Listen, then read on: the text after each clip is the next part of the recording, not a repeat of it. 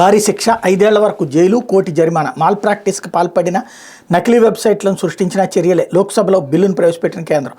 కొలువుల పోటీ పరీక్షల అవకతవకలకు పాల్పడే వారిపై కేంద్రం కొరడా హులిపించనుంది. కేంద్ర ప్రభుత్వ సంస్థలు నిర్వహించే పరీక్షలో అక్రమార్కులను అడ్డుకునేందుకు వీలుగా public examinations prevention of unfair means bill 2024 సోమవారం లోక్సభలో ప్రవేశపెట్టింది. ఇది అమల్లోకి వస్తే పేపర్ లీకేజీకి పాల్పడిన, మాల్ ప్రాక్టీస్ చేసిన, నకిలీ వెబ్సైట్లను సృష్టించిన కనిష్టంగా 3 ఏళ్ల నుంచి గరిష్టంగా 5 ఏళ్ల జైలు శిక్ష, కోటి వరకు జరిమానా పడబోతుంది. కేంద్ర మంత్రి జితేంద్ర సింగ్ ఈ బిల్లును సభలో ప్రవేశపెట్టారన్నట్టు వార్తని హైలైట్ చేశారు. ఇకపోతే పాలనా వికేంద్రీకరణకు ప్రభుత్వం కట్టుబడి ఉంది. భవిష్యత్తులో ప్రజల మద్దతు కొనసాగుతుందని ఆశిస్తున్న వివిధ పథకాల రూపంలో 4.23 లక్షల కోట్లు అందించాం. అసెంబ్లీలో governor justice S Abdul Nazeer, Telugu Desam party సభ్యుల వాకౌట్. అట్లాగే జగన్ అర్జునుడు కాదు అక్రమార్జునుడు అంటూ ఇసుకను బంగారం చేసి అమ్ముతున్నారు. ప్రజలు నొక్కే బటన్తో ఇక జైలుకే. పేదలకు 2 సెంట్ల ఇళ్ల స్థలం.